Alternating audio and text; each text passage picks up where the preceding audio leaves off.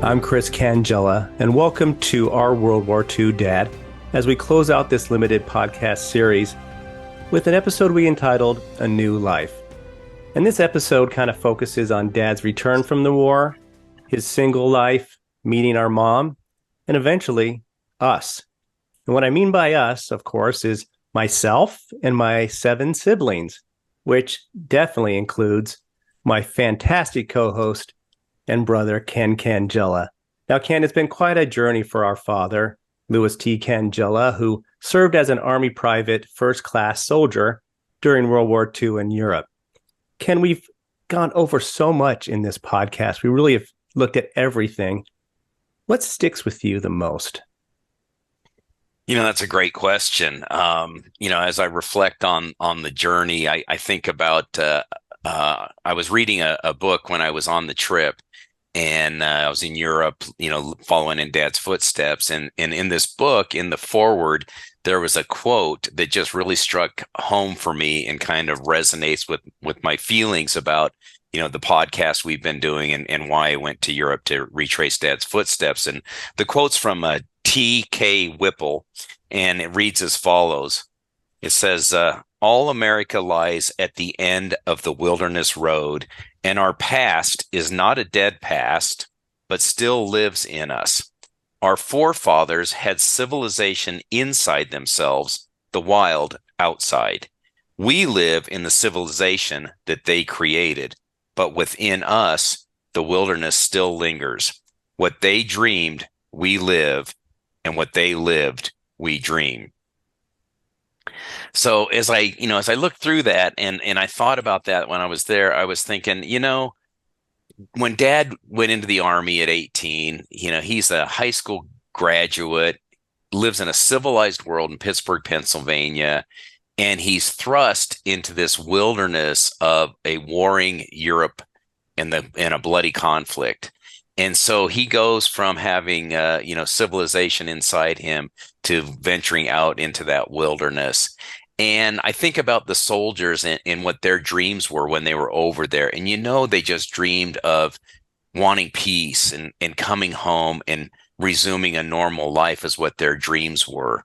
And it just really, it really struck me that way. And I look at the quote and I think, okay, they dreamed about that, and they dreamed about a civilized society for us, and that's what they've given us. I mean, you and I have been lucky. We didn't get drafted. There were no major conflicts when we were growing up. Our sons have not gotten drafted, so we're lucky in that way. And I think a lot of that has to do with what these veterans from World War II and other conflicts have done for this country. But to complete the quote, it talks about what they lived, we dream. And since we started doing this podcast, there's been many, many times where I dream about Dad and I wake up thinking about the podcast and what we went through. And I realize that, I live in a civilized world that he created for us, but I dream about that wilderness and that experience that he had during World War II. Yeah, I mean, those guys could have thought of nothing more than just the simple comforts of home. And here we are, imagining what they went through, right? I don't know if it's always dreams, could be nightmares, but we're amazed by that. And thank you to those men that did give us this opportunity for what we really call freedom, right? And being able to do what we wish. For me, in trying to think about what, struck me the most, and I've mentioned a couple of times on this podcast, but seeing how young Dad was, right? I mean, we talked about it, 18, and just seeing these pictures of him as a kid. Yeah. Dad had me when he was 42. They had me later in life. And so he was always kind of my older dad, older than most of my peers' dads, So it was a little different growing up. What things I didn't have with him because he was a little older, I had this history. And the folks gave me this love of big band music, A dad that at other ages aren't going to give that to you. So there's some really cool things that happened because of Dad being the age that he is. And, and I see Dad in World War II, and he's the age of what my sons are. I have a son who's 23. I have another one who's 31. It's in that age. Yeah. And they're old for going through that. I just remember them at that age and myself, like we talked about it being 18. And Yeah. That's just, those guys are incredible. The guys that served over there for World War II are just incredible. So it's a cool thing. Yeah, I think about when I was 18, heading off to college as a freshman, and I went to a little community college, about 5.5 hours drive from home. And I left like the week before Labor Day weekend and drove all the way there, unpacked and everything. And I'd been there probably maybe 4 or 5 nights. And my roommate and I were like, well, what are we going to do? It's a 3-day weekend. We don't have school. So we piled back in the car because we were so homesick. And I think about Dad, he didn't have the luxury to go home after No, 4 or 5 nights. Once he was gone, I'm sure he he wanted to. oh my gosh, I'm sure he wanted to. And so, this poor young man who lost his mother, and I had said it wrong earlier. I said at 13, he lost her about a year before at 17 Yeah. or 16. So, he's lost his mother. He ships off. He's overseas. He's getting shot at. And I'm thinking, man, when I was 18, I was, so homesick. I went home the first 3-day weekend. I'd been at school for 4 hours. And I remember Dad said to Mom, is he going to come home every weekend? Sounds like something Dad would say. I don't know if you remember this, but I was the first one to know that you're home. I was outside when that white Subaru that you had pulled up. I'm like, that's Kenny. Kenny's home. So I remember that well. Yeah. It's incredible. Yeah. So Dad told us in our last episode, he returned from the war by train to East Liberty, and he walked up those steps to his home. Unbelievable. It's just heartwarming, and it really touched me. Do you know anything about what happened next? Yeah, so I was thinking about him walking up those steps, and if you remember in the home movies, the Kathy shot, he talks about he put his duffel bag on his shoulder and he walks up those steps. And I got to thinking about this, Chris. What's in that duffel bag? Okay, he's got other uniforms, probably so spare clothes and stuff like that, but he's also got in there the Nazi flag he confiscated. He's got the Italian Beretta pistol that he came home from Regensburg with, that the Crown Prince gave him. He's got all the stuff that I went through that helped me piece this story together. He's got in that duffel bag, the calling cards, the pictures. It's all in that duffel bag, and he saved it all those years. And I was able to unlock the story based on that prayer card and the journey that he had made. So I think about him walking up those steps that way. Isn't that pretty neat to think about that? Yeah, you're giving me goosebumps, because everything that we discuss, this whole podcast, is in that duffel bag that came home with him, and you unpacked it. So it's. Yeah. Whew, okay, let's move on. Yeah. So in addition to him carrying that duffel bag, I think about what he's wearing. And so the soldiers, when they weren't wearing what they called their Parsons jacket, which is that dirty jacket Dad's wearing in Belgium when he runs into his brother, they're wearing their Eisenhower jacket. So this is the Eisenhower jacket, and it's that real short-waisted coat, and it's just a beautiful piece of memorabilia that he's got here. So I borrowed it from Mom. I've got it here. It's been hanging behind me through the whole podcast, and it's just really fascinating to look at, because you look at the left shoulder patch is the patch for the 99th Infantry Battalion Separate, which is Dad was a replacement for. That's where he was first joined up with them. And then on the other sleeve is a different patch. That looks just like it. Doesn't it? What is that? Yeah. It's the 474th Infantry Regiment patch that they were folded into when they went to Barnville. So not only did they fold in the soldiers, but they folded in their whole logo and look. They did. Patch. Yeah, they did. And I wonder about the black striping above the ship. And I wonder if that maybe reflects back on one of the other units that they were folded into. So I'll have to do some research on that. But those are his two shoulder patches. And then, you see on this lapel is it's the infantry symbolism for the Army infantry. And then on this one, you see is the U.S. Yeah. That's that one. And then this one's interesting. This is the Free French Forces pin. And he really probably shouldn't have this on his jacket. If he was in active service, he probably wouldn't be allowed to wear it. But for some reason, and maybe he didn't have it on them, but he put it on this jacket at some point in time.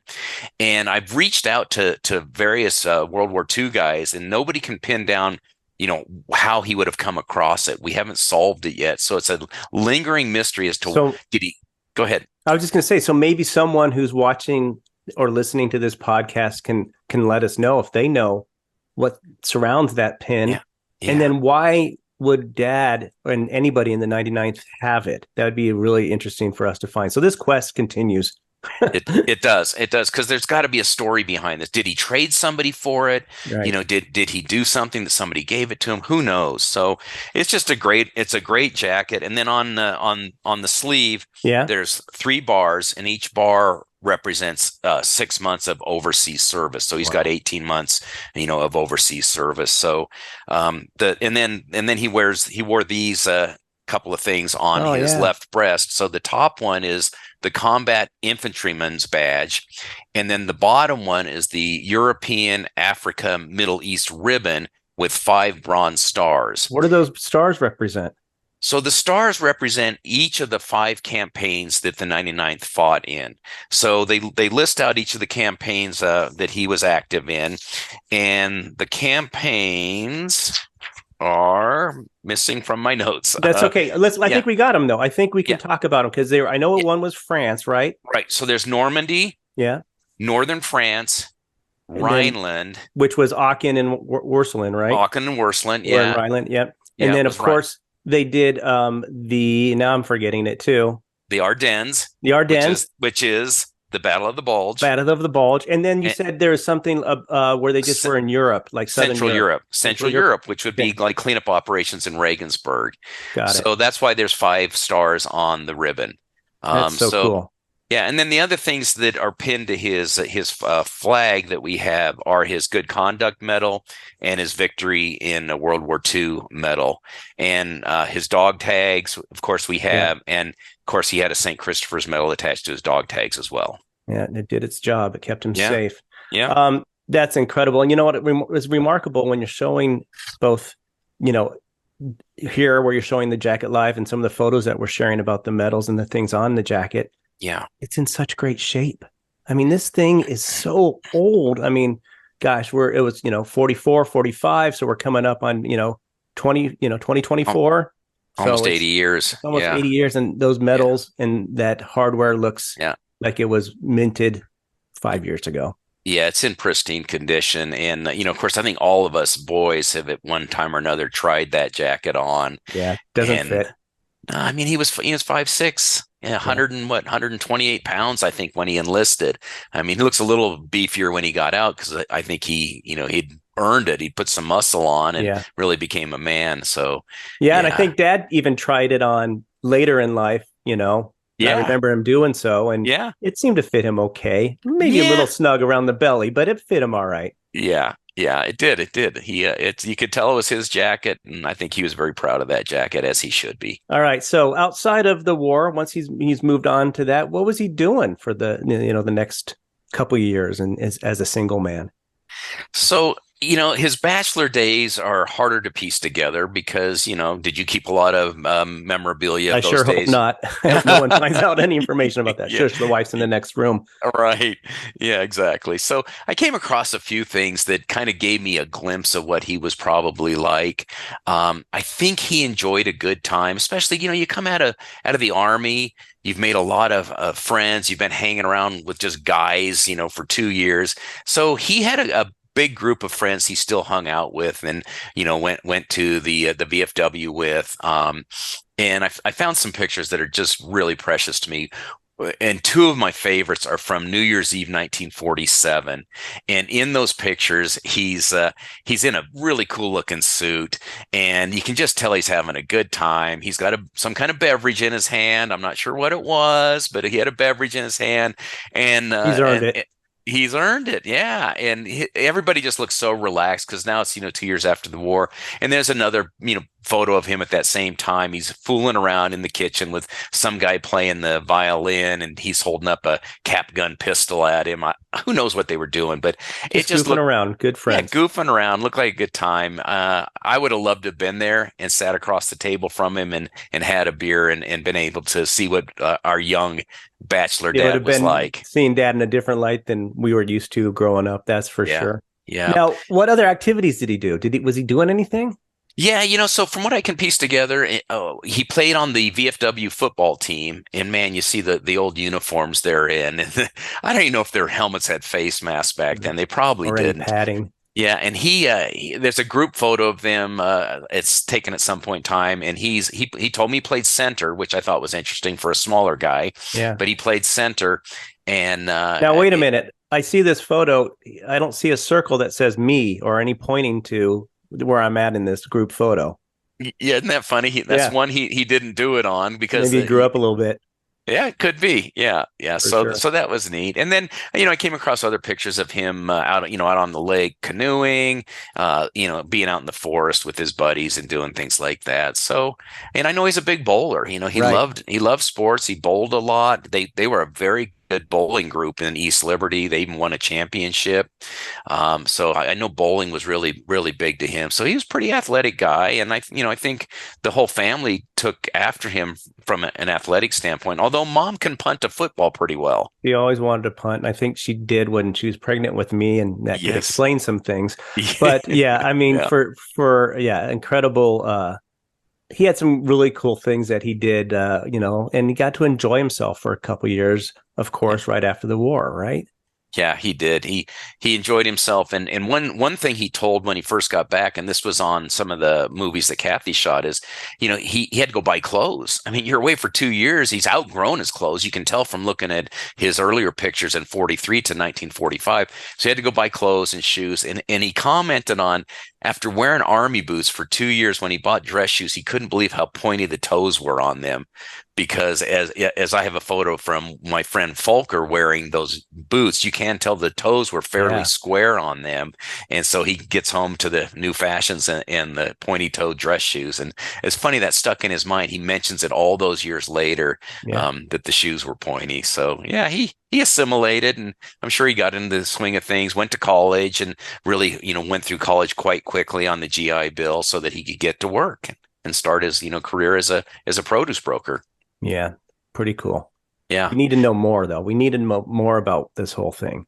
Yeah. So the best way to find out more about that period is to go talk to our 91-year-old mother and revisit with her again about her experiences during that time. So I'm honored once again to introduce you all to our World War II mom, Patricia Spacuzza Cangilla. Mom, thanks for joining us again. My pleasure, son. So earlier episode, we talked about meeting dad and dating dad, but there's some stuff that happened with dad after he came home from the war. What do you remember? That obviously he told you about it because you didn't know him yet, but what was dad doing when he got back? Well, when he got out of the service, the government gave them what they called 5220. They got $20 for 52 weeks.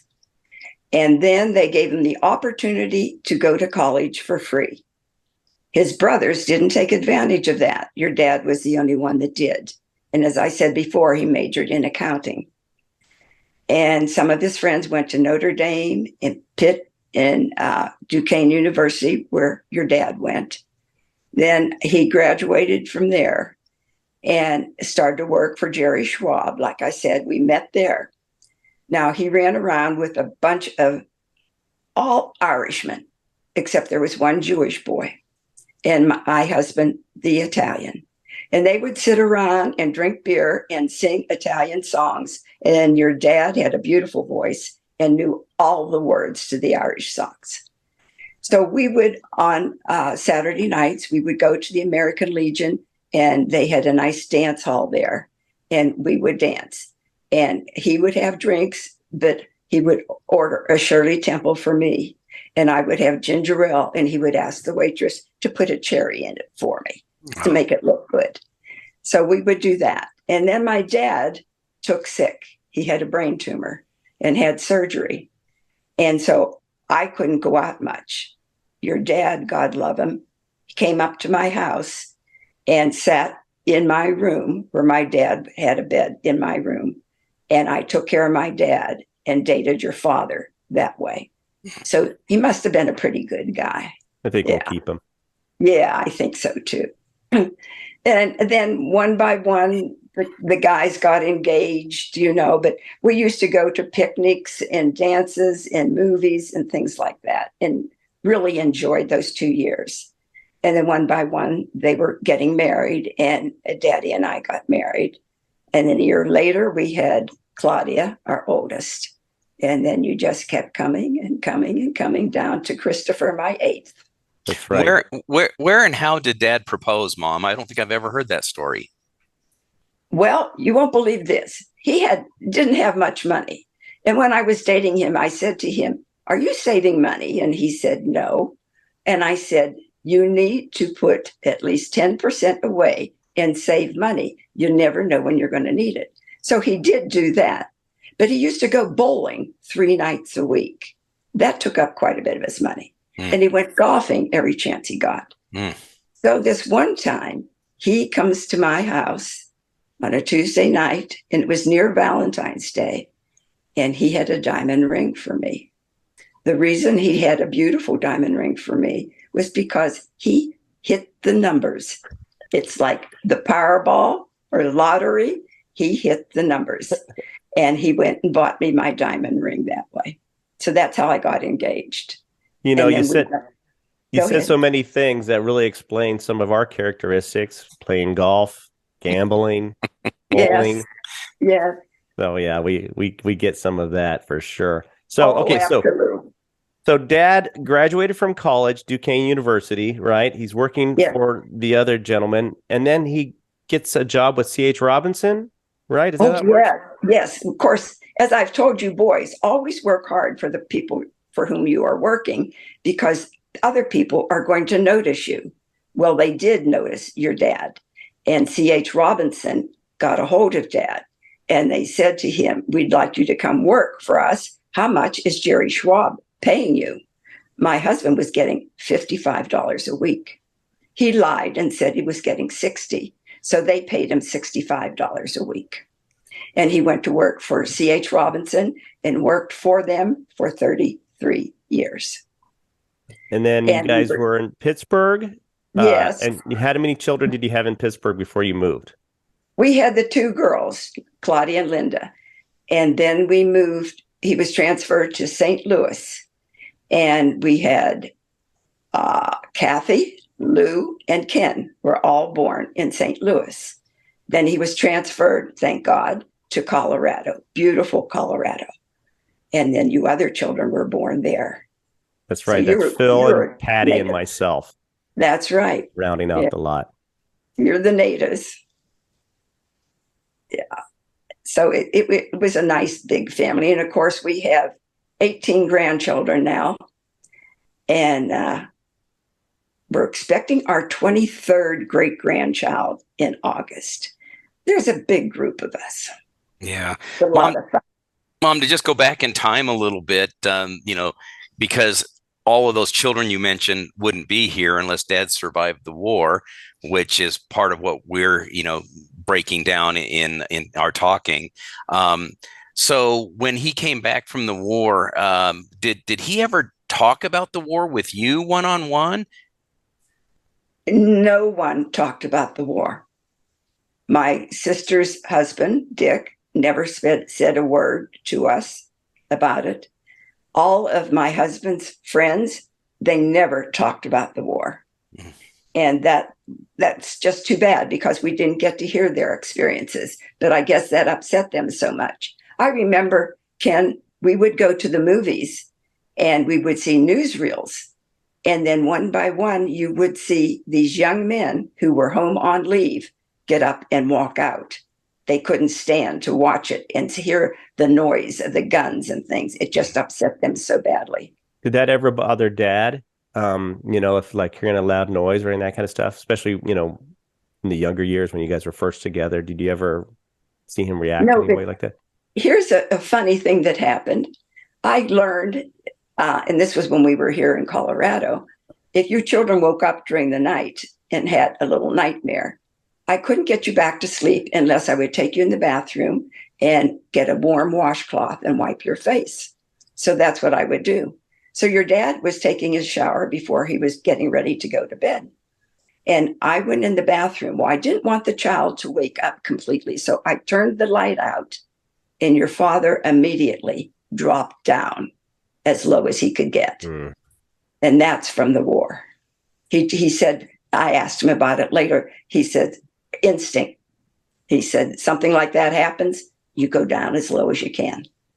Wow, interesting. So it stayed with him, and that's here in Colorado. So it was a good many years that that came back to him. You know, you bring up another interesting thing earlier, Mom, when you said that they didn't talk about it. I think it's true of the greatest generation, the guys in World War II. They didn't talk about this war, right? And I think it ate them up too and made them maybe a little more stoic. Right, Ken? Is that what you've heard too? Yeah, it's interesting. One of the things I learned in talking to Claudia's father-in-law, Bob McAdam, who was a prisoner of war, I had talked to him for a good hour one time at a family get-together, and he stopped me towards the end. He goes, Ken, why do you want to know about all this stuff? And I said, Mr. McAdam, I said, you're living, breathing history, and we only have so much time left to partake in that history. And he goes, oh. And I go, why don't more of you guys talk about it? He goes, well, every Tom, Dick, and Harry that came back from the war had a story, and nobody wanted to hear them, because there's just so much of it. And so they just want to get on with their lives and get back to normalcy. And that's understandable. It is understandable. But we living this pampered, easy life, it's completely different, than we've ever experienced. So we want to know, gosh, you had this hardship. But to all of them and in that group, they're all in it together because so many boys had to go serve, right? Mm-hmm. Yeah. And back to, Dad telling stories, Mom, you had mentioned to me once that when war movies would come on, what would he do when he'd watch a war movie with you? Well, he would say, oh, you see this place over here? Well, if you go down that street and go over here, this would be there. He had the memory of where he had served, and he could see it. And he would just tell me all about it. And I thought that was fascinating, that he could remember. And the church was over there, and I hid in this building, and that kind of thing. And we're so glad. Yeah, we're so glad that he told you that kind of stuff, because I think that sparked something in Ken, because that's what he just got back from doing. As we talked about earlier in these episodes, Ken just got back from Europe and was living in that movie and trying to see where that church was and that kind of thing. And picturing Dad in those places, it was mind blowing to know that he stood there. And, I saw churches where he slept in overnight between battles, and I'm probably, on a pew or on the floor, just exhausted. And so no wonder when he'd see the movies, he'd be like, yeah, that would be burned into your memory. I know exactly where the church is, or I know exactly, which buildings I had to run through. It's fascinating to think of it that way. And boys, after we moved here to Colorado, we joined All Souls, and all of you children were educated at the school there at All Souls.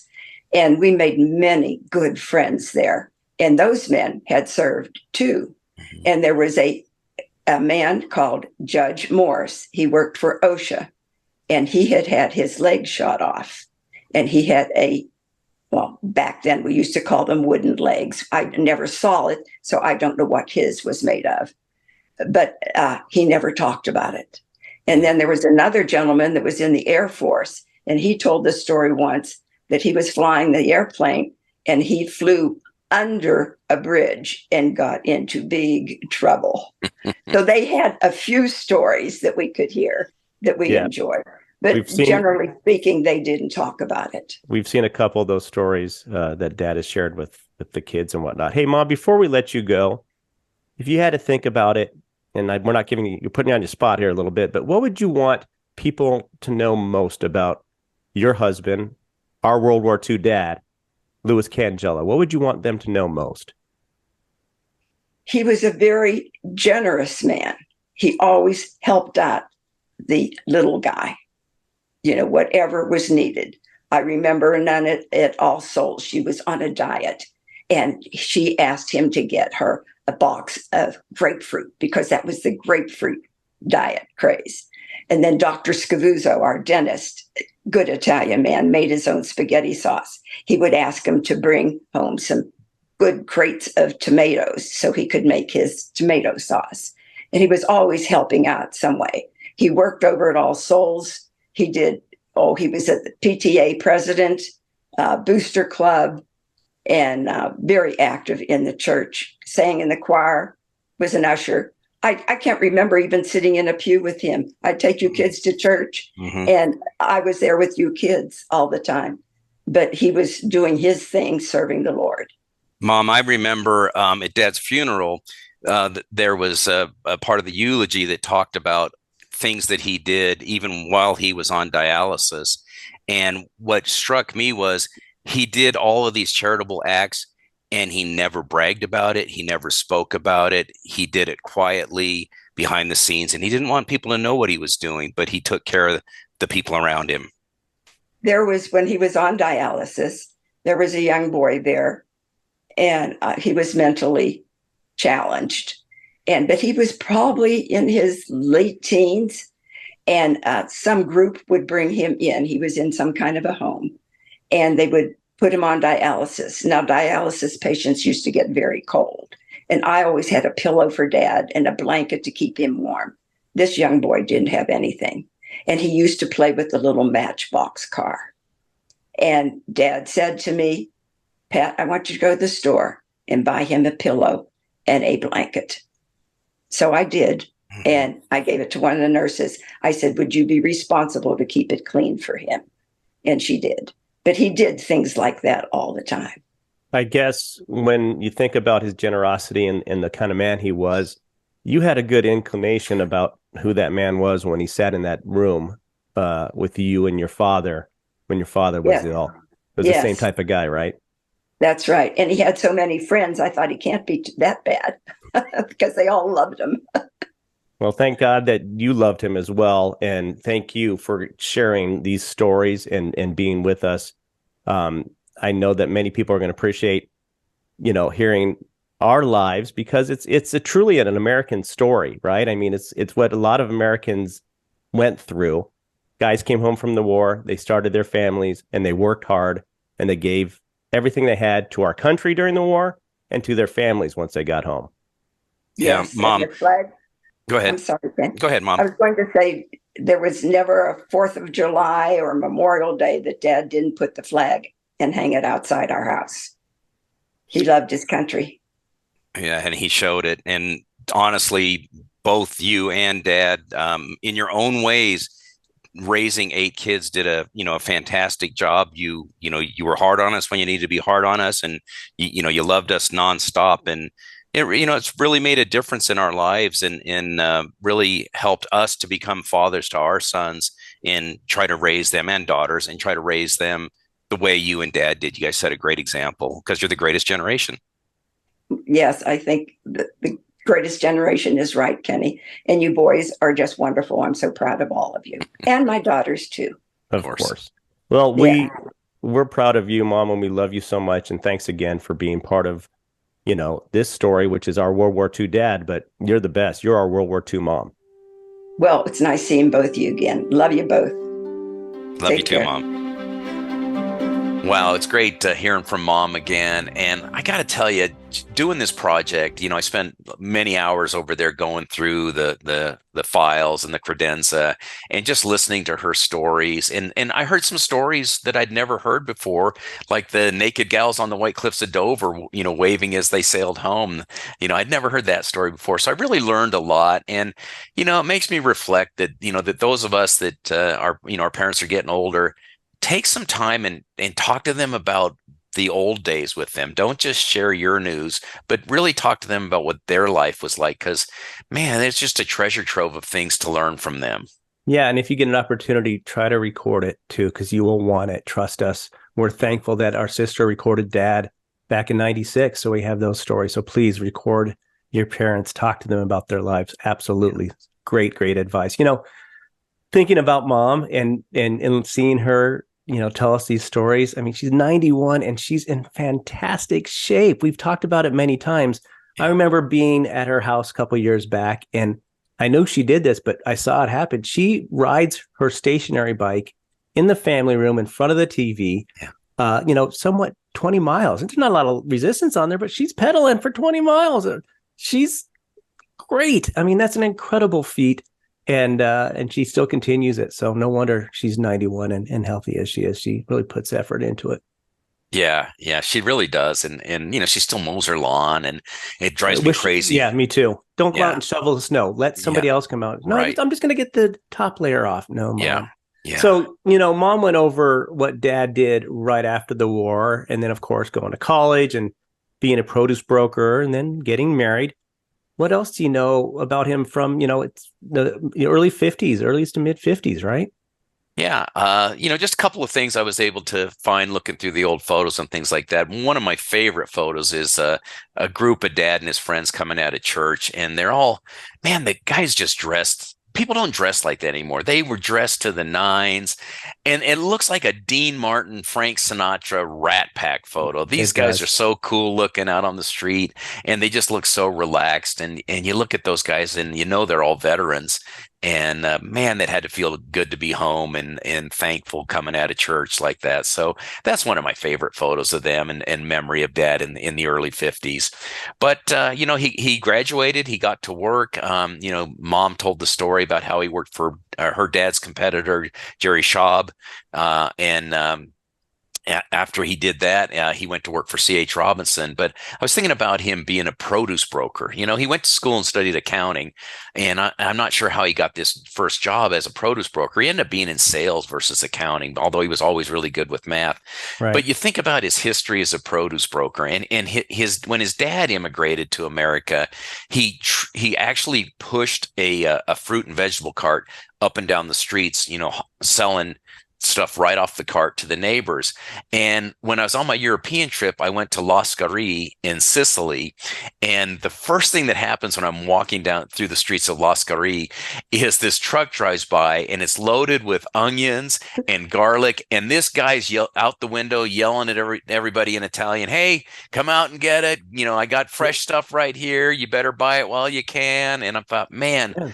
The produce brokerage bloodline runs deep in this family. Yeah, I it's think. definitely in the blood. That's for sure. Yeah. I remember as a kid, Dad had the fortune of some of the guys, the ones that supplied him with the produce and fruits and vegetables and whatnot.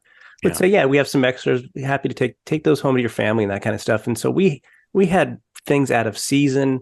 We had some great healthy alternatives to the fast food that I might have had growing up, and it was some delicious stuff, and I didn't appreciate it back then, but now, boy, when I want a strawberry and it's out of season, I'm like, oh, where's Dad when you need him? Yeah, we could have used some of that stuff there. So yeah, he definitely gave us some great treats in the form of fruits and vegetables, that's for sure. What's next? Well, so they're still in Pittsburgh, and Mom and Dad get married on August 15th in 1952. And what a beautiful couple they were. I'm just so amazing. Nice to see them young like that. And it looks like a great celebration. And, but you got to imagine it's Pittsburgh. It's August. It could have been hot. It could have been so humid. So, but what a great time that must have been. And it's nice to see them so happy and so young there. So, yeah, and then I guess they started the family pretty close after that, right? Yeah, they started a family, and I don't know if they planned on a big family, but everybody had big families back then. So they had their firstborn Claudia about a year after they were married, and then Linda came along. And so they had the two girls in Pittsburgh, and then of course Dad was moving up the ladder. He'd gone from Jerry Schwab to C.H. Robinson in employment, and they wanted him to move to St. Louis. So they moved to St. Louis, and they get to St. Louis in about 1955 and settle there in an apartment. And while they're in St. Louis, Kathy's born, brother Lou is born, and I'm born in St. Louis. As much as I hate to tell people that, because I like to claim I'm a Colorado native. Yeah, I'm the Colorado native that now lives in the Midwest, so something went wrong there. Right. Yeah, exactly. Isn't that funny how it works that way? Exactly. Yeah, so they put down roots in St. Louis for a bit of time in the 50s, and Dad continued to work for C.H. Robinson there. Wow, and it looks like, some of the things we've seen is it Mom's mom that came and visited a little bit and went on some trips with the kids and maybe you guys? Yeah, I think mom's mom came out to help when one of the kids was born. It probably could have been me. I'm Well, not you're in a lot of sure. trouble. Probably it was you. Yeah, probably I was a load. But yeah, I think she came out and spent some time with mom, and I think they did some of the touristy things around there. I don't know if it was shortly after they settled or if they'd been there for a while. But they got to know the area a little bit. But St. Louis wasn't near and dear to mom's heart at all when she tells the No, story. when There's we too talk many. about the Pittsburgh, humidity, it was worse. And I'm in Chicago, so I've been in St. Louis during the summertime to catch a Cubs and Cardinals game, and Yeah. it's miserable down there. So yeah, definitely. And that before air conditioning was widely used too, so they had to been miserable. So I'm sure they're very thankful that coming into the '60s that featured another move, and then of course more of us, right? Right. Yeah. So C.H. Robinson decided to open up an office in Denver, and they wanted Dad to open that office. And so they picked up and moved again and settled in Inglewood.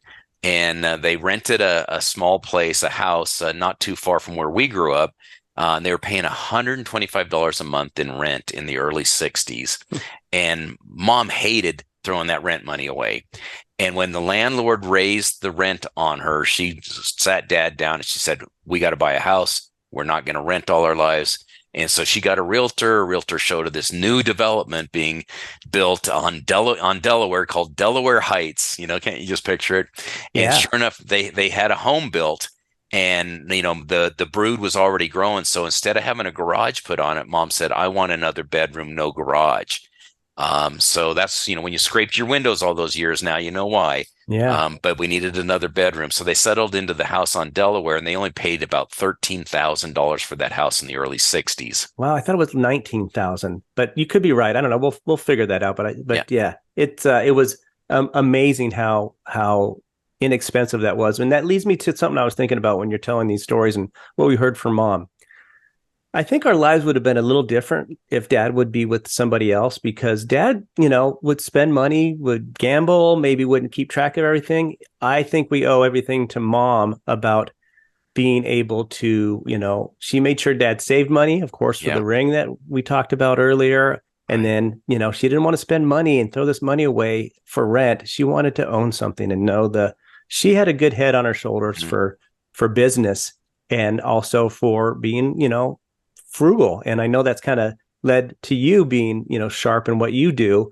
There's good reason to plan for these things and reap the benefits when you do, right?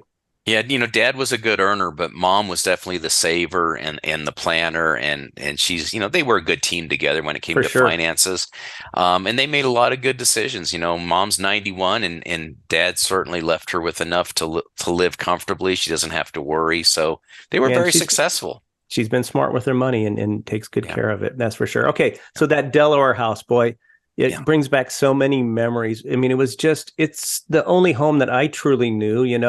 They get into it in the early 60s, and they yeah. have, Phil, my sister Patty, our sister Patty, and me at that house. And, it was a great house. Now, can you imagine 8 kids and, two adult parents in this 4-bedroom house? And what are you going to do? And I remember we all shared different rooms with Yeah. different siblings. Hmm. And then Dad finished the basement, right, to make a room for the girls at first. And then it Yeah. turned into your big room for the boys. And then when you guys left, I got the whole basement to myself. So Yeah. it was an incredible house with such great memories. And God, I loved it there. Yeah, it was a really good house. And it was a great neighborhood. We had so much fun playing outside with all the neighborhood kids, of course. And like you said, that finishing the basement was ideal because we needed that space for, 8 kids in the family. And yeah, it just worked out. And Dad eventually added a nice family room and a 2-car garage to it Yeah. when he got most of us out of the house. So he had a little bit of extra spending money, and they turned it into a nice property. And today it's worth about around $630,000, if you can believe that. That's just ridiculous. Isn't that That is crazy? crazy. Yeah. Yeah. And some other memories I remember of that house. Now there's an open field that was in our backyard behind our house, and we called it the Dirt Hills. Uh-huh. And we were able to ride our bikes over there. We're able to dig, in the dirt, and Yeah. it was a perfect place to just be outside. And of course, mom wanted us all outside because, Yeah. gosh, we'd drive her crazy. So I remember being out there in the dirt hills. And then another memory that comes back about that house is Dad had poker night, and I think he had a host maybe once a month, and he always played poker. Do you remember the night of the week it was? Thursday nights. Thursday nights, Yeah, right? yeah, And he would have yeah. poker night, and I remember them setting up for that. And that mom would make all these sandwiches and stuff, and say, "Okay, you guys can't have any, but I'll make some for you guys to have that will be in the kitchen, but don't eat any of the men's stuff." I'm like, "Okay, Mom, sure." And she made some special treats, and just this feeling I remember, and I don't know how much you have of this, but going to sleep on a Thursday night and hearing those guys laugh and the chips. And of course, back then there's a lot more smoking. So waking up the next day and smelling that smoke, but it was okay. It was just home, Yeah. Well, and they would rotate who hosted, if you remember. And I remember when Dad wasn't hosting, he would be gone for the evening to go play poker. That was a fun night for us because Mom would let us do stuff that Dad wouldn't. And we used to play sock baseball. We'd roll up a pair of socks into a ball, and I don't know if we'd hit it with a tennis racket or what. And then we'd run around the dining room table, and we were just drenched in sweat and laughing, just having a good time. Then we had to clean up, before we went to bed, so Dad wouldn't see any of the evidence of us playing and running around in the house. Yeah, one more dad story, which I tell to this day, is, Dad worked hard, as we've alluded to, and he would come home and he would turn on which was PBS station Channel 6, and watch the McNair-Lehrer report, I think, McNeil-Lehrer report. Yeah. And get the news of the day. And, I'm 10, 11, 12, maybe even younger. I want to watch Happy Days. I want to watch Laverne and Shirley, whatever was on. And so Dad would put that on, and sure enough, he'd fall asleep watching it because he's tired. So back in the day, you didn't have a remote control, so you had to go up and turn the knob on the TV. And as soon as you do that, it'd go like that. And as you turn it, and he'd wake up. Yeah. He goes, "I was watching that." I said, "Dad, you were sleeping." He goes, "I was just resting my eyes." You're right. So you got to find creative ways, and we would turn down the sound, turn the channel, and then turn back up the sound to watch what we wanted to watch. But just great memories of that house. It's just, it was fun stuff. And but the things that I don't have the best memory in the world, but the things that I rely on that help me remember these things is to go back and look at the old Super 8mm films that Dad shot back in the day. They're just wonderful. Yeah, and because I'm in this business, they weren't Super 8 because Super 8 had audio. These are just 8mm films. But you're absolutely right. They were the treasure thing. And if there was an event happening, Dad would pull out this camera. And of course, that camera had that super bright sun gun light that would mount on that and blind you as he would pan over and see you there. So, it didn't have audio, but it had that. Those were some great movies. And I'm glad probably that it didn't have that audio, because can you imagine watching those back and hearing 8 screaming children, in those films? Or we must have just driven them nuts anyway. It's just crazy. Yeah, we probably did. Yeah, 8 screaming Italian children. Yeah. So let's talk a little bit about that. Let's reminisce. I remember a film that we have of I think it was Thanksgiving. You get to see the family all gathered around the table, and Patty's in a high chair, so I'm thinking this is probably early to mid 60s.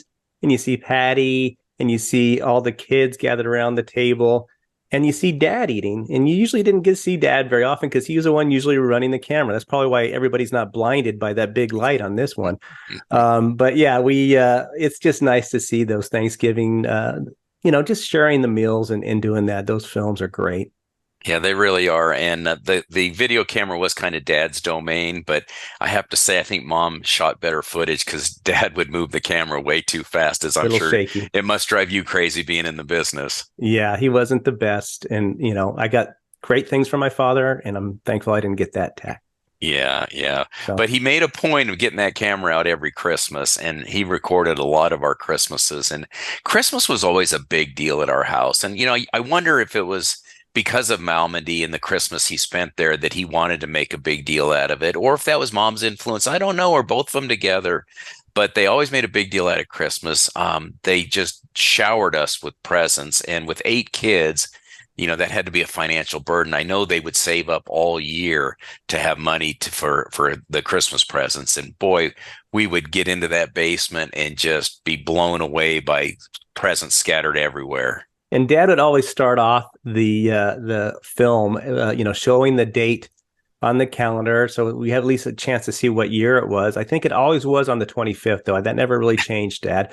But he would show what day of the week that was, and then he'd show the great presents and everything. And there were years, even more so when you were younger, where the parents were struggling. We didn't have much, but you know what? I don't think any of us knew it. They did, but we didn't. Yeah. We had the things that we needed. We shared. And we had the best memories, and some of those films are the memories that we have and we cherish now. Of course, with Christmas started this tradition of us walking down the steps. Dad would always videotape from the bottom of the steps and have the kids go in reverse age order, So there's years where I'm not there yet, There's years where Patty's being carried by Claudia because she's the baby. Yeah. And then years where she's walking down, and then years where I start joining the group.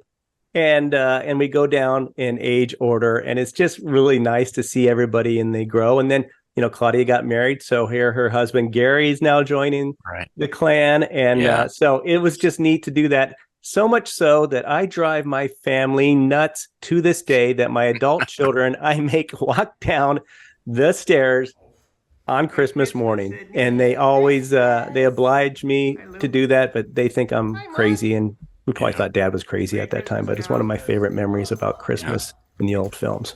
It was a neat way to capture the transition of everybody over the years, and it was a really good idea. And I'm sure your kids probably complain and moan about it, but someday, Chris, that's right. When they got a little gray, they're going to thank you for that. Yeah, they'll do a whole podcast on me as an editor. My real word, like editor Dad. Something like that. Yeah. Anyway, and then of course they always, Easter was a big deal too. And usually the films about Easter, started with coming home from church. And there's some really great ones that you see. And before my time, again, at the Delaware house of them coming home, you kids coming home with mom, and mom is perfectly dressed. I don't know how that woman looked so perfectly gathered and just pristine, carrying after 6 to 7 to 8 kids at the time, and she looked gorgeous, and you get to see the old cars that we had, and you guys walking into the house. Yeah, Mom always dressed very nicely, but you got to remember she had to get all of us kids dressed too before she'd get herself dressed. I don't know, she must have started at 4 a.m. or something to get that done. But she looks like a movie star in those. She does. And I remember a story about that Mom tells is that she would have just regular, a house coat on or whatever during the day with the kids.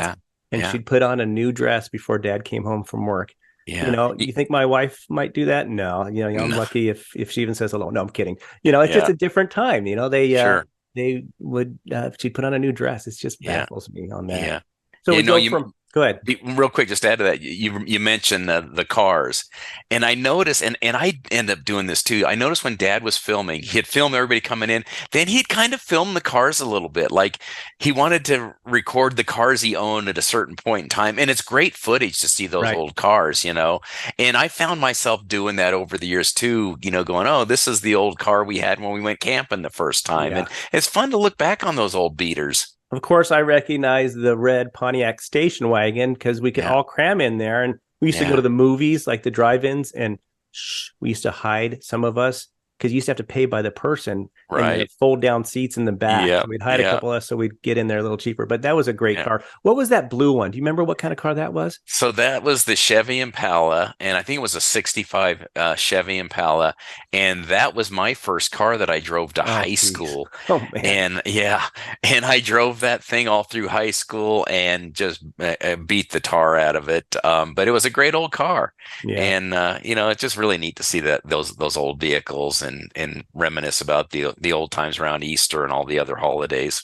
Yeah, and then I remember we celebrate birthdays, all these events, and there's a really great film of, I think it was Patty's birthday. I think she's either, 3 or 4 or somewhere around there.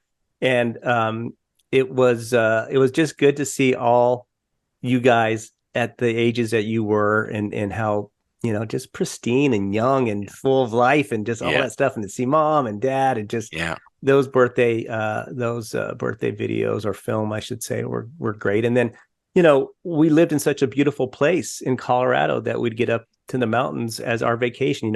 With them having 8 kids, there wasn't a lot of trips to Disneyland or anything. And we won't talk about why you guys didn't go to Disneyland in 1968 when that was planned, because someone was going to be born. Right. And ruined that whole vacation. But we wouldn't go, we couldn't get away and couldn't go places. Yeah. And so we'd go up to the mountains and spend a lot of time in the Colorado Rockies. And now people pay, so much money to be able to go do that. And we just drive up there. And so I remember there's a film that, is older. I had been, 10, 11 with Patty and Mom and Dad, just seeing the sights. And I don't know where we are. And, you'll see this and maybe you have an idea, but just enjoying the Colorado mountains and all that kind of stuff. Yeah, they. I know they made a lot of day trips to the South Platte River near Deckers because it was fairly close for them, and so I have seen a lot of photos in film from that time frame when they'd go up there for picnics. And me being a fly fisherman, I see that river behind Mom and Dad in those pictures, and I'm thinking, oh man, that thing had to be pristine back then, and nobody had spooked all those fish in there. And so I just drool over those photos of the South Platte River. But those were good day trips. Do you remember tubing down the South Platte? Oh yeah, and it was a kind of a curve in the river, went kind of like around a small mountain, right? Like I'm trying to draw it over here. So we drop in one place, and then it'd take us around to the other side, and then we'd have to hike back over with our tubes and do it again. But it was so much fun. That water was so cold at times, though. Yeah. And a little story about that. I'm going to the South Platte, going to river. I was 4 or something like that, and I fell in. And I think, did you save me? I can't remember. Maybe Phil, Lou, one of the guys. One of you guys just grabbed me out of the river. But of course, my pants, their overalls were soaking wet. So Dad decided to dry them by putting them on the barbecue grill. You got them a little too close to the campfire. Too close, and you all just didn't like me in the car because I smelled like a campfire on the way home. It's like, what is that? Oh, that's Chris's pants. Yeah, and with holes in them. Exactly. Yeah. But we talked about how great Christmas was, and Mom and Dad just spent all their money that they'd save up for our Christmases. So another thing that you don't recognize when you're a kid, but when you're an adult, I don't remember Mom and Dad giving each other many gifts at Christmas time. They gave to us. Yeah. And so there is some rare film of when Mom and Dad gave each other some gifts. I remember Mom got some earrings that she really wanted one year. I'm not sure if it's in this film or not. Yeah. But they didn't spend on each other very much. They wanted to do it for us. So yeah. Yeah, it was a nice sacrifice they made, and it wasn't until later in life, I think, as they had fewer kids at home, that they were able to once again give gifts to each other. But that's the kind of parents they were. We always came first. Yeah, and I benefited from both of those things. I was able to share with you guys when we didn't have much, and we did a lot of family things to when you all were out of the house. And, it was just me left. And, I remember we got a VCR, and that was cool. So, I got to live in both of those worlds and was thankful for my childhood for sure. But, some of those other films we had were some really cool things of when we'd have some relatives visit. Do you remember one of those? Yeah, I do. And it was really a special time because they didn't come out very frequently. And one time, Dad's brother, Marcy, our Uncle Marcy, came out for a visit. And do you remember what Uncle Marcy did? Yeah, Uncle Marcy was the one that loaded the A-bomb that we got to see in the last episode. Yeah. Right. So he made a couple of trips out, one before you were born and then one later in the years when you were born. And it was great to get to know him a little bit at that point in time. And boy, there's another guy I would like to have sat down with and talked about World War II with for sure. Yeah. And I see in this film that, you guys are throwing the football around in the front yard. And, I think it's you and Phil. And I think Patty makes an appearance at the end and our sister, Kathy. Yeah. And I love that Kathy's there because Kathy was a great athlete and kind of a tomboy. I don't think she'll be upset about us saying that, but she could hold her own with the boys and play football. Yeah. So it doesn't surprise me that she's in that film.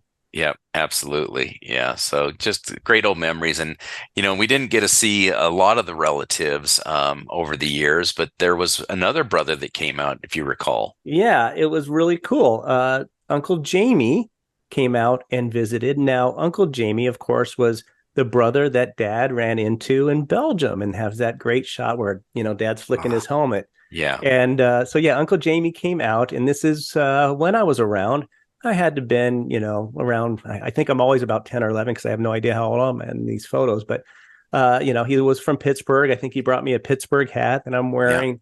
And he was my buddy. Yeah, we spent some good time together, and we went up to Central City, which is now kind of a casino touristy thing. But back then, gambling town. Yeah, back then it was just, I remember they had rock candy, hard candy and all these old things. And there's a bar with a painting on the floor that is real historic. That the guy, painted this to pay for his tab, and then they have it roped off, and it's really cool from back in the 1800s. And so, Uncle Jamie took me up there, and we spent a great day together. And we went to one of the gold mines, the old gold mine tour. And where, they take you back there. I think even a donkey kind of pulls you back in there.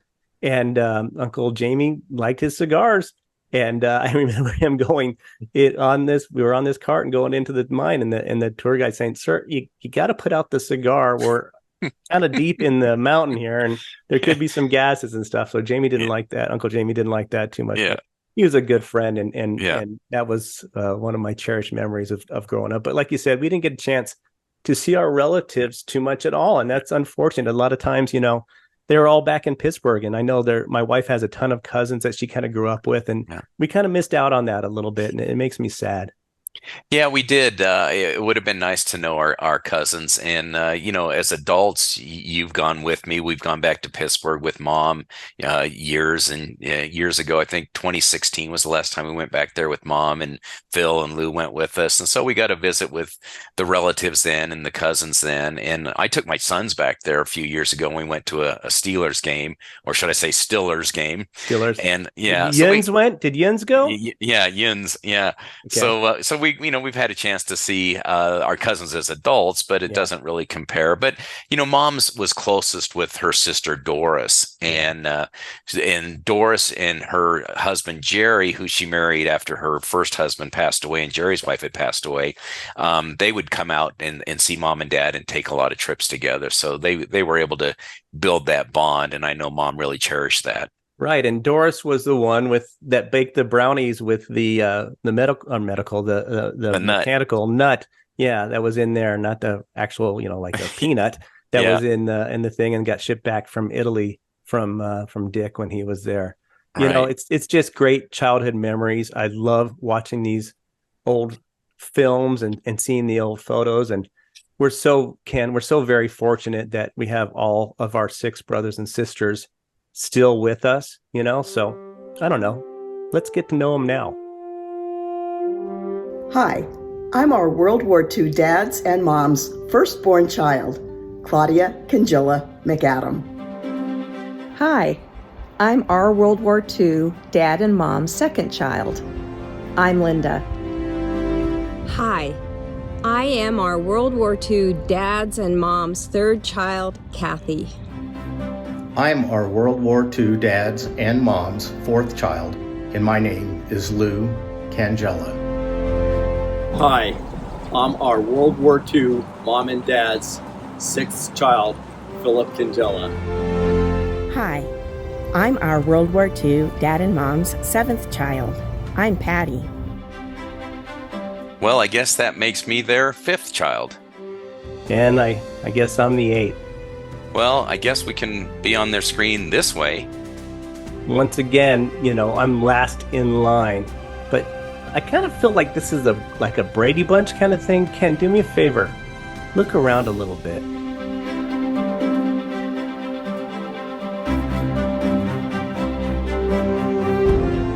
That was kind of fun, huh?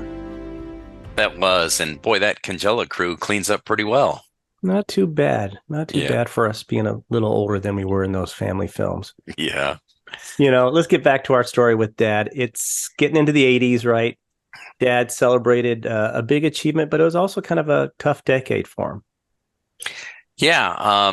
World War II's long in the rearview mirror now, and he's just doing his thing, and he's working at C.H. Robinson in Denver, which, interestingly enough, he was at the location called Denargo Market, which is pretty much right next to where Coors Field sits today, and that area has changed dramatically.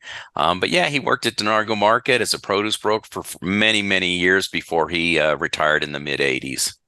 Yeah, I remember that retirement. I think you just graduated from college. I think Phil was in college. Patty was wrapping up high school or starting college. And, I was at All Souls getting ready for high school, or maybe I was in high school by then. It's hard to remember as we get older. But, I remember that retirement party and Dad's joy about, a job well and done. He was done and he was free to, golf and play poker with his friends, all the stuff that he didn't get to really do when he was, working and raising us. But that didn't last too long, did it? No, and kind of the reason he retired, and I'm glad he did retire when he did, is he had some heart issues in 1983 that required quadruple bypass surgery, which, in today's medicine, they're much better at that. And a lot of times they don't even have to do open heart surgery, but this is an open heart surgery. And so they took him into the hospital to do that. And when they closed the chest wound, they used this kind of wax to kind of close the wound with the sutures.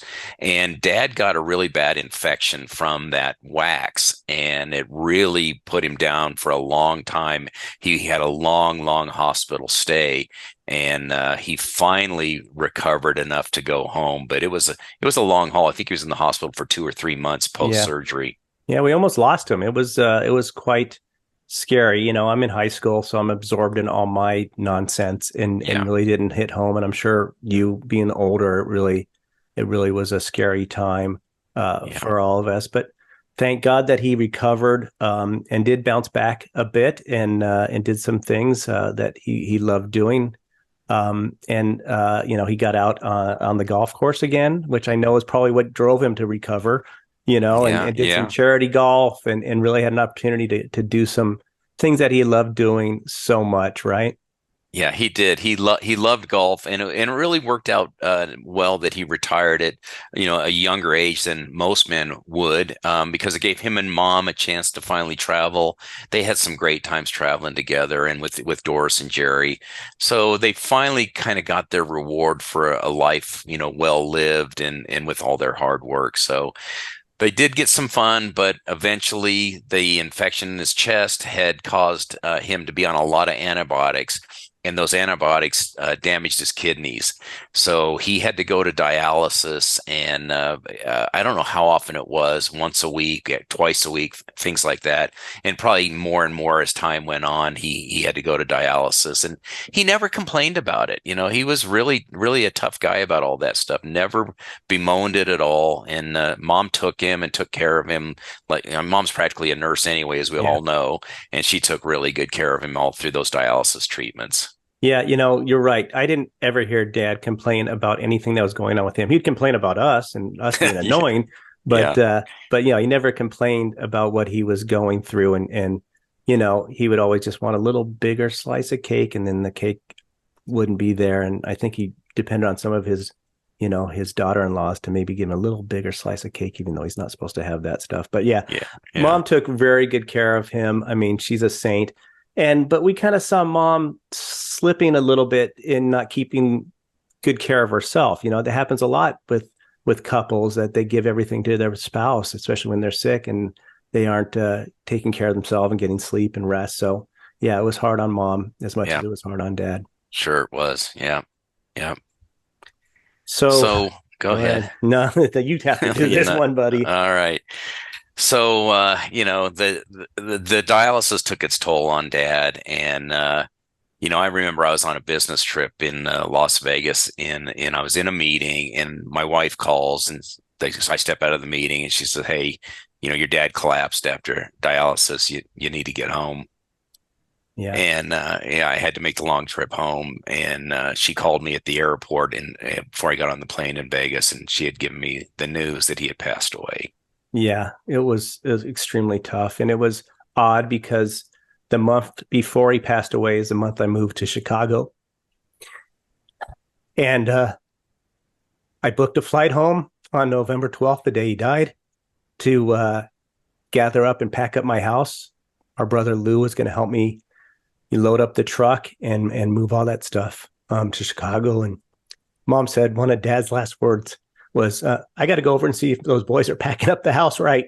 Because he was one of those guys that wanted to make sure the truck was done correctly. So, yeah, it was tough. It was remarkable. I was in Chicago. I booked a flight home that day that he passed. So there's something odd about I was here in town.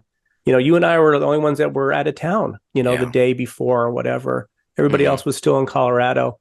And it was a little tough to have that happen, and didn't get really a chance to see him up right before that happened. But, he was in a lot of pain as far as doing this dialysis. He wasn't enjoying his life. It was taking its toll on him and our mom. So you never want this stuff to happen, but it did. And it led to a celebration of his life. Really, we didn't want to have this funeral, but he's been sick for a while, and we were ready to do that funeral and do it right.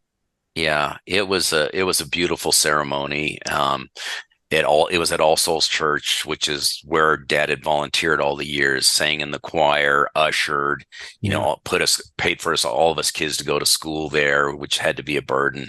So it was full circle. We went back to All Souls for his funeral, and your buddy delivered the eulogy, isn't that right? Yeah, my friend and a friend of the family, a guy named Philip Palmer, who I was working with at KCNC News 4 in Denver, did deliver that, because there was no way that any one of us was going to be able to make it through. I can't even make it through 30 years later talking about it. Yeah. So, it was great that he did our family this service. And I think Claudia wrote the eulogy. Our sister Claudia wrote the eulogy, and he delivered it to perfection. And Philip was a guy that played softball with us, right? Yeah, and just, I think Dad liked him sometimes more than he liked us. He was, there's a funny story where Philip, curses in front of my dad, and you would never curse in front of our dad.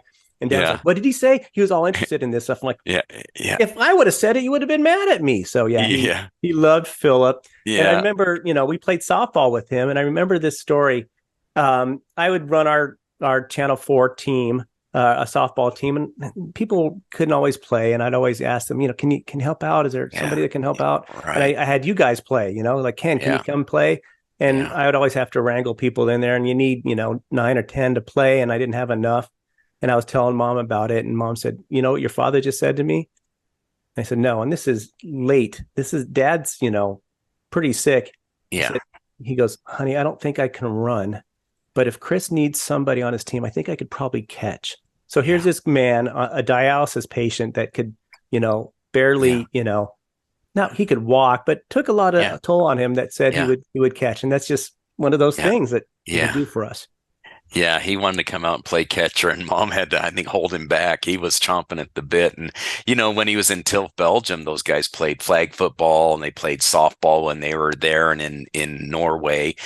So he was an athlete, and I'm sure sitting there, he wanted to get out there and mix it up with the rest of the guys. Right. The mind is still willing, but as we can attest to, as we get older, the body usually isn't. So, we had a nice celebration of his life. It was a great funeral and the reception afterwards. And then we had to go to, take care of him and put him in this earth. Yeah. Yeah. One of the things that really touched me at the funeral was my son Kyle was 8 at the time. And it really made an impression on him with all the things that were going on. And he wrote a poem that he actually went up and read after Philip Palmer spoke. And I've got it here. It's real short. I'll read it. It's called My Grandpa by Kyle Cangilla. And it says, I loved my grandpa. I'll miss him so. He was a soldier, that I know. He was in the war and very brave. He jumped downstairs into a cave. He loved my dad and grandma too. He loved to tell my dog what to do. He loved his grandkids and children too. By now he's feeling good as new. I think of his happiness and his smile. He loved his grandkids and me, Kyle.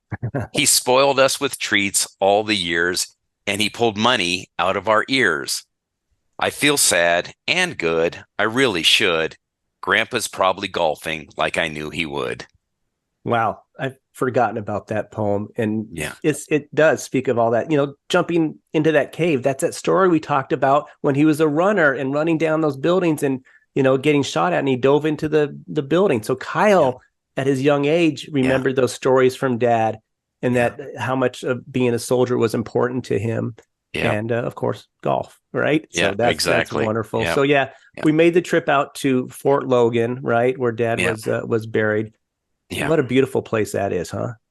Yeah, Fort Logan is just a very peaceful place. It's a very large national cemetery for the veterans. Just goes on for acres and acres, and the white headstones, are all matching as you go through that cemetery.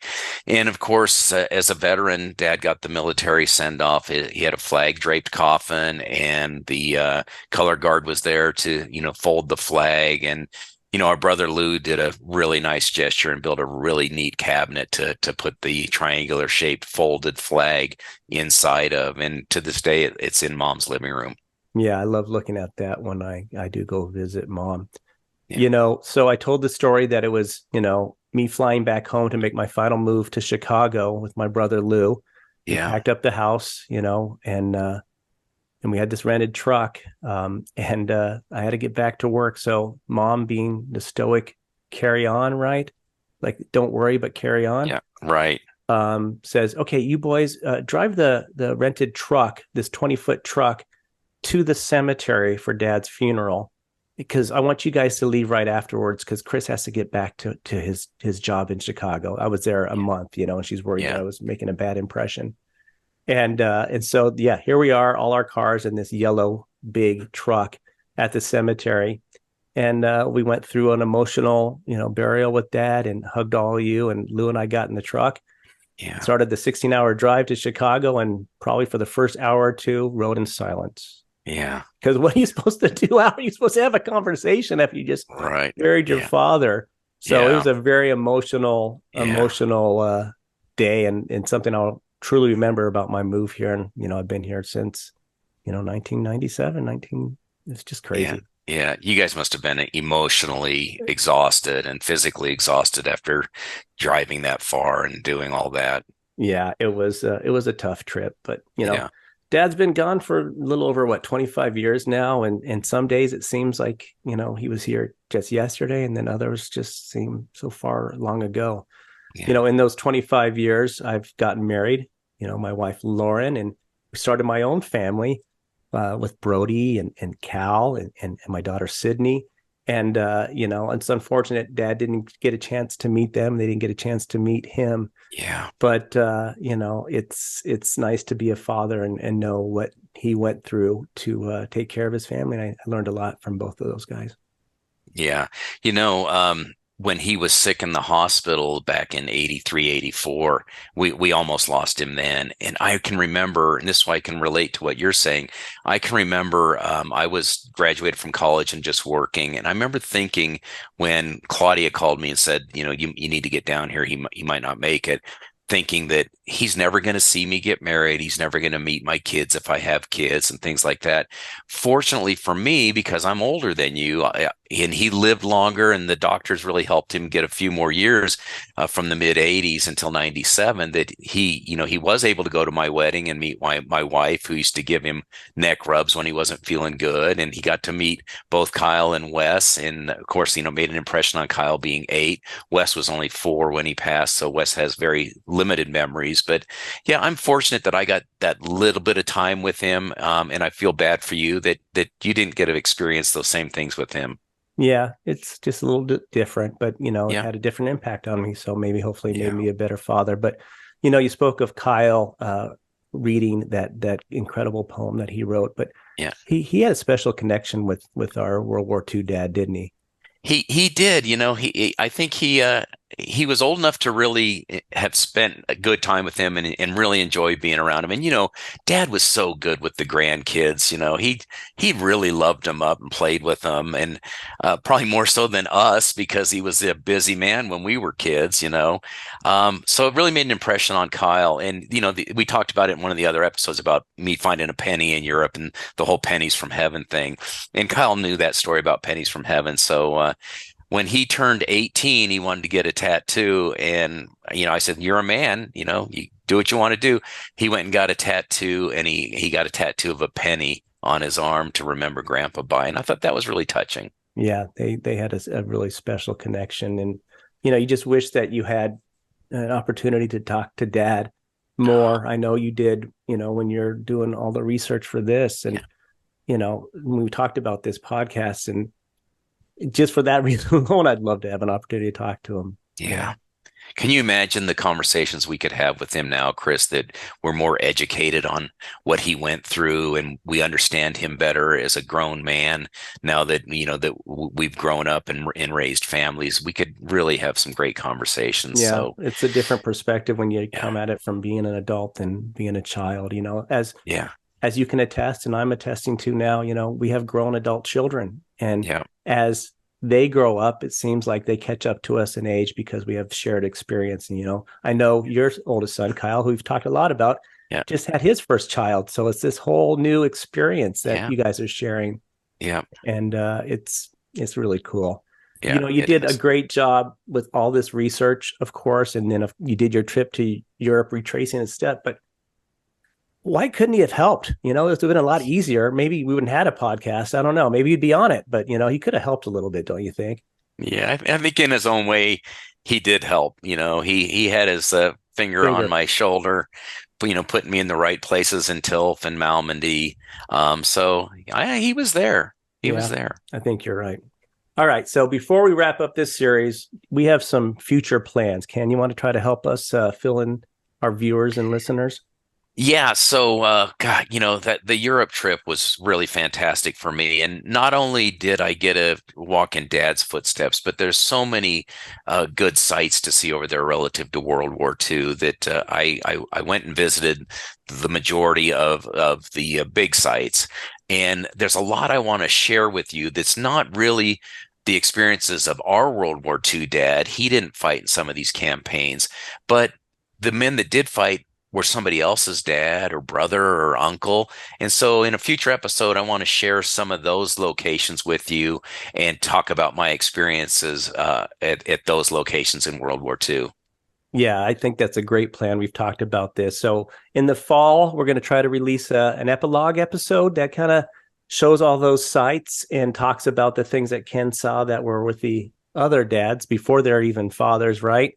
Out there. Some of them might have been fathers, who knows? But yeah, we want to do that. So we're asking you, our viewers, our listeners, if you have any dads, uncles, grandparents, even the moms that served during World War II, right? And the WWII. So, we want you, if you have those stories, to email us, and I'm going to give you the email address, and also maybe share that story with us in an email. So email us at ourWWII@gmail.com. So that's RWW, the number 2 at Gmail. Oh, excuse me. Number 2, then dad@gmail.com. We posted it here. We'll put it in our link. Make sure that you have it.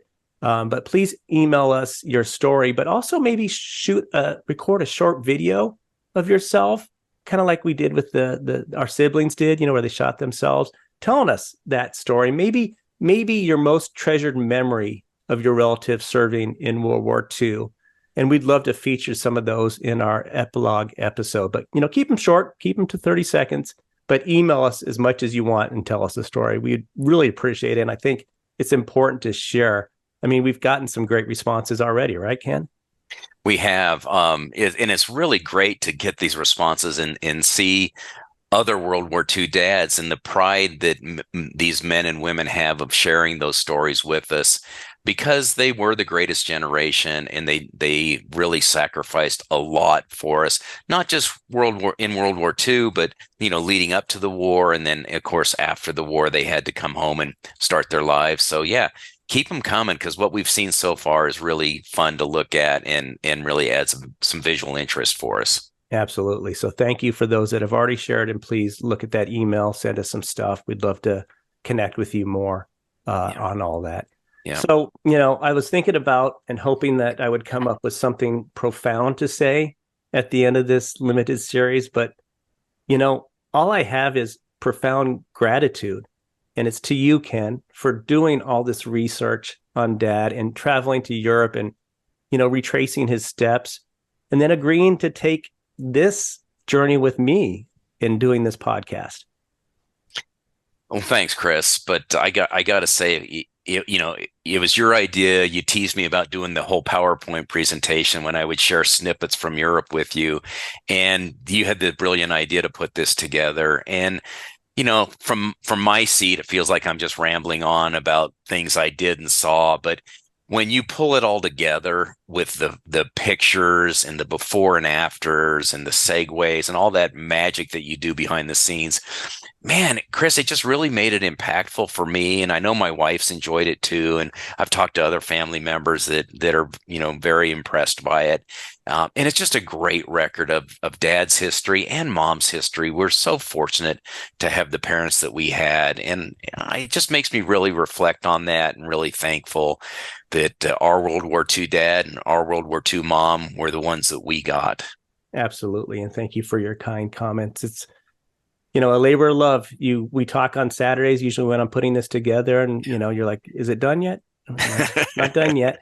And you're like, I'm so sorry. You always apologize. I'm so sorry it's taking you so long. I'm like, Ken, I love doing this. You love to go out and fly fish. This is my fly fishing, to be in an edit situation and putting things together. It's where I find my joy. So it's a labor of love for sure. I'm also thankful for all of our viewers, out there listening and watching us on our podcast on YouTube and letting us indulge with these stories. It's just a good time. Mm-hmm. But I got to tell you, and I know you feel the same way, I'm most, grateful to our dad.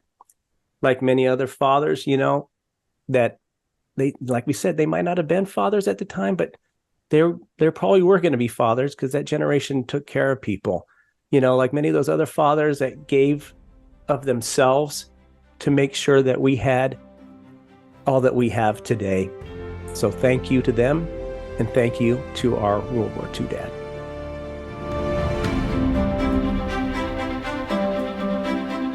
Thanks for watching and listening to our World War II dad. Please remember to like and subscribe and turn on that notification bell so you don't miss an episode. And if you're just listening to the podcast, please leave us a 5-star review. We would really appreciate it.